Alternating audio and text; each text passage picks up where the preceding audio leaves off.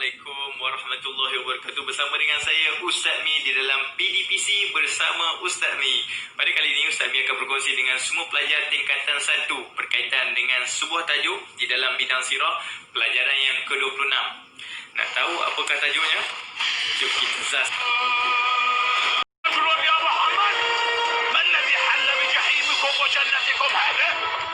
هل يوجد بينكم من يستطيع إسكات صوت هذا الكافر؟ أيوجد بينكم من يستطيع أن يسكت صوت هذا الكافر؟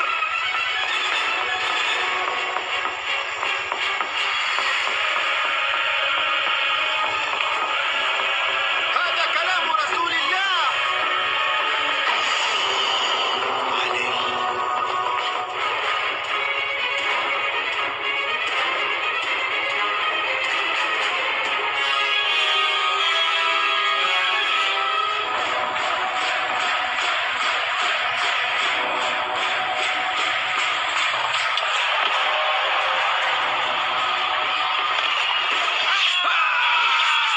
Teriakan takbir Ali menutup kemenangan perang yang sempat membuat gentar kaum muslimin.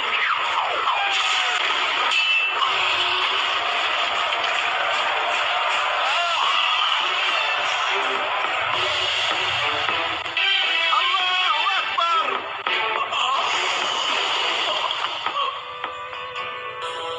Alhamdulillah. Jadi kita akan sambung lagi tajuk bagi pelajaran yang ke-26 ini, iaitu berkaitan dengan Khalifah Ar-Rashidin. Pada Khalifah yang keempat, iaitu tajuknya ialah keunggulan perjuangan Khulafa Ar-Rashidin, Khalifah keempat Sayyidina Ali bin Abu Talib. Okey, kita tengok dahulu objektif pembelajaran kita. Yang pertama, menyatakan riwayat hidup Khulafa Ar-Rashidin Khalifah yang keempat Sayyidina Ali bin Abu Talib. Yang kedua, menerangkan sifat-sifat utama Sayyidina Ali bin Abu Talib.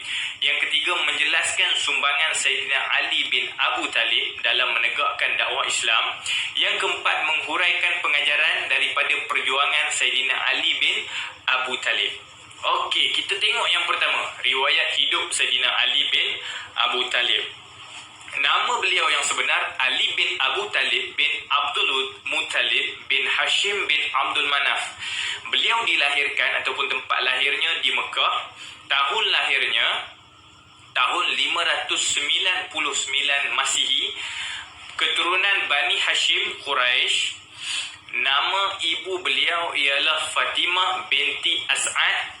Gelaran ialah Abu Turab, bermaksud bapa si tanah. Ini gelaran yang paling disukai oleh Sayyidina Ali bin Abu Talib. Buku teks ini dia beri gelaran kepada Sayyidina Ali Abu Turab. Okay. Kemudian sewaktu kecil beliau diambil sebagai anak angkat oleh Rasulullah SAW, dan untuk pengetahuan semua, Sayyidina Ali juga adalah sepupu Rasulullah SAW. Beliau berkahwin dengan anak kepada Rasulullah SAW, Nabi Muhammad SAW, iaitu Fatimah Az-Zahra, puteri Rasulullah SAW. Dan Sayyidina Ali syahid kerana ditikam oleh Abdul Rahman bin Muljam pada malam 17 Ramadan tahun 40 Hijrah. Okey. Ini adalah riwayat hidup Sayyidina Ali bin Abu Talib. Untuk pengetahuan semua juga, Sayyidina Ali bin Abu Talib juga sebagaimana Sayyidina Osman bin Affan di antara 10 orang yang dijamin oleh Allah oleh Nabi Muhammad SAW sebagai ahli syurga. Dan untuk pengetahuan semua juga, Sayyidina Ali juga tergolong di kalangan golongan yang mula-mula memeluk agama Islam. Selepas Khadijah, isteri Nabi, yang kedua Sayyidina Abu Bakar, dalam riwayat yang sahih, mula Khadijah, kemudian Sayyidina Abu Bakar, yang ketiga Sayyidina Ali. Jadi dia tergolong di kalangan as-sabiqunal awwalun. Itu Sayyidina Ali. Okey, sekarang kita tengok sifat-sifat pribadi Sayyidina Ali bin Abu Talib yang kita boleh jadikan sebagai motivasi di dalam hidup kita, dan kita boleh gunakan ia sebagai inspirasi di dalam hidup kita. Yang pertama, beliau merupakan panglima perang yang berani dan gagah perkasa. Contohnya, dalam perang Khandaq, ini pernah berlaku. Di dalam perang Khandaq, beliau telah berlawan satu lawan satu dengan pahlawan Quraisy. Bila nak berperang, orang kafir bagi tahu kepada orang Islam, siapa di kalangan kamu yang paling hebat, dan kami akan hantarkan orang kami yang paling hebat. Jadi orang Quraisy dia hantar pahlawan dia yang paling hebat bernama Amru bin Wid al-Amiri. Dan Rasulullah SAW beritahu kepada orang Islam, siapa di kalangan kamu yang nak lawan dengan Amru bin Wid al-Amiri ni? Siapa nak? Last sekali siapa yang keluar? Sayyidina Ali bin Abu Talib. Itu yang hebat. Lalu berlakulah perlawanan 1 lawan 1 yang akhirnya Sayyidina Ali mampu dan berjaya menewaskan Amru bin Wid al-Amiri dengan dahsyatnya lah. Kata nak hebatnya Ali ni, dia sampai macam tu sekali. Okey, yang kedua, dia pandai berpidato, handal bermain pedang, memanah dan menunggang kuda. Ini di sifat-sifat Sayyidina Ali. Memang dia hebat dalam bidang ni. Pandai menulis dan membaca sehingga beliau dilantik menjadi salah seorang penulis wahyu. Bukan sahaja gagah di medan peperangan, beliau juga pandai dalam bidang ilmu. Allahu Akbar. Gagah, hebat dalam peperangan, tetapi juga hebat di dalam bidang ilmu. Sehingga beliau dilantik menjadi seorang penulis wahyu. Kemudian, beliau sangat pintar dan mahir dalam bidang faraid, Al-Quran, hukum-hukum syarak, bahasa dan sastra.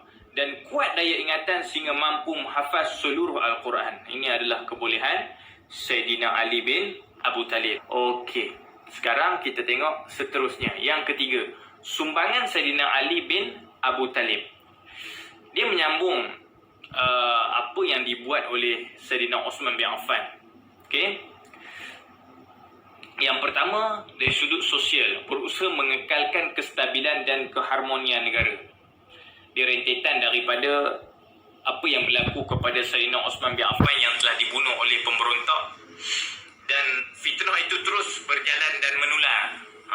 Jadi Sayyidina Ali ni dia nak stabilkan balik, dan ada kelompok yang nak keadilan ke atas kematian Sayyidina Osman dan mempertikaikan tentang pemerintahan Sayyidina Ali.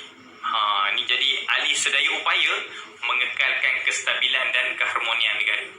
Yang kedua, dalam bidang ketenteraan, beliau meneruskan lagi dengan ketenteraan yang berlaku pada Sayyidina Osman, iaitu membina markas tentera di Parsi dan di sempadan Syria. Dan yang ketiga, dari sudut agama, dia meneruskan kutipan jizyah. Okey, cukai. Sekarang kita nak tengok pula tentang latihan pengukuhan.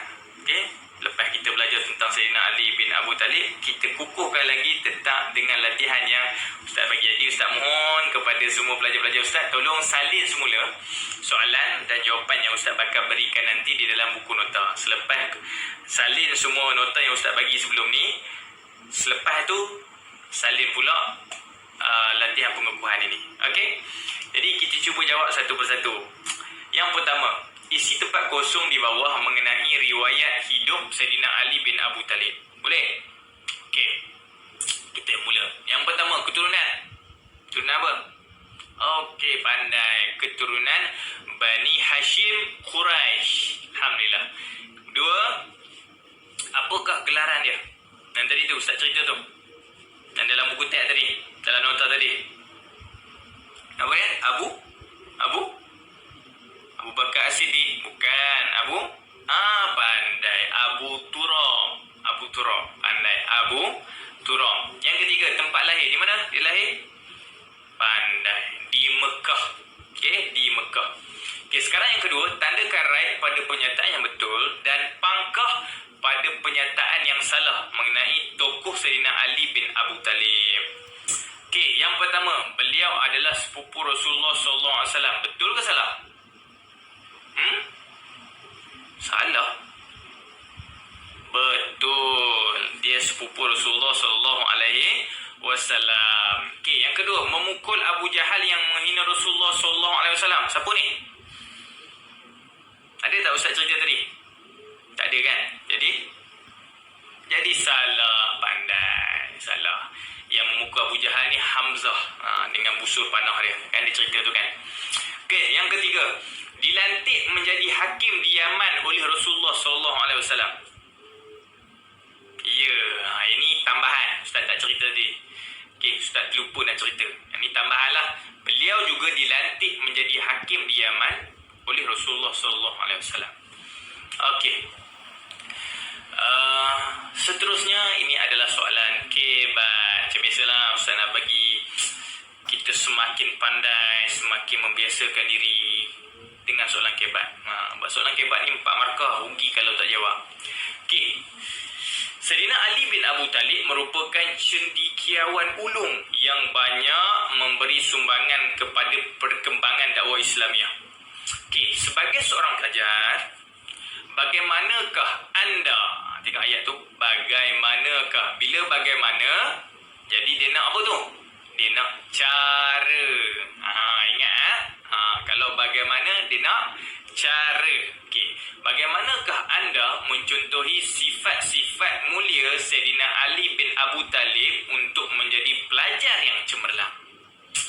Dalam erti kata lain, bila diminta bagaimana cara, jadi bagaimanakah cara anda mencontohi sifat-sifat mulia Sayyidina Ali bin Abu Talib untuk menjadi pelajar yang cemerlang?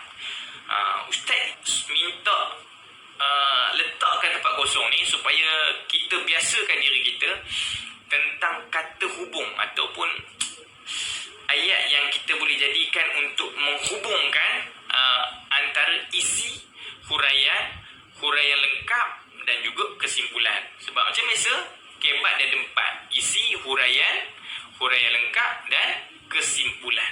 Okey. Ustaz letakkan ini antara contoh ataupun jawapan cadangan. Okey. Jadi jawapan dia bila minta cara, jadi caranya ialah saya akan berusaha bersungguh-sungguh untuk menimba ilmu. Okey. Jadi kata hubung dia. Okey, dia ada tips kan? Tips dia apa? Suka. S-U-K-A. 4. Suka. S-U-K-A. S supaya, U untuk, K kerana, A agar. Jadi apa yang sesuai dekat sini sebagai kata hubung? Pandai. Kerana. Okey, jadi kerana. Saya akan berusaha bersungguh-sungguh untuk menimba ilmu kerana dengan ilmu saya akan berjaya dalam hidup di dunia dan akhirat. Okey, kemudian kita teruskan dengan ini dipanggil ini saya akan berusaha bersungguh-sungguh untuk menimba ilmu ni, isi kata hubung dia kerana ni kita nak hubungkan dengan huraian. Jadi kerana dengan ilmu saya akan berjaya dalam hidup di dunia dan akhirat. Ini huraian. Start daripada kerana sampai ke akhirat ni huraian. Kemudian kita nak pergi kepada huraian lengkap. Huraian lengkap, kita boleh letakkan kata hubungnya dengan kesannya, mulakan dengan kesannya ataupun contohnya boleh juga. Akibatnya pun boleh juga. Okey, jadi pilih mana kita nak letak. Ini apa? Kesannya. Pandai. Kesannya, saya dapat menjadi contoh kepada pelajar lain sebagaimana yang digalakkan dalam Islam. Okey, last sekali kesimpulan. Kesimpulan, dia kena ada kalau ustaz memilih untuk letakkan mula-mula sekali kesimpulannya. Selepas kesimpulannya, sambung dengan kata dorongan. Apa kata dorongan? Kita hendaklah, kita haruslah, kita perlulah. Jadi selalu ustaz gunakan kita hendaklah. Jadi kesimpulannya, kita hendaklah menuntut ilmu walau di mana kita berada. Okey, kita berada. Ni ustaz tertinggal ni. Di mana kita berada. Okey, kemudian kita nak kena ada juga kata hubung kat situ. Gunakan juga suka. Pilih S-U-K-A. Pilih mana satu? Nak supaya ke? Nak untuk ke? Nak kerana ke? Nak agar ke? ayat ni yang paling sesuai bermula dengan kesimpulannya, kita hendaklah menuntut ilmu walau di mana kita berada, supaya menjadi umat yang cemerlang dunia dan akhirat. Kita gunakan S, supaya. Jadi alhamdulillah selesai perkongsian Ustaz dengan semua pelajar Ustaz pada kali ini. Terima kasih kerana hadir dalam kelas Ustaz. Assalamualaikum. Jazakumullahu khairan.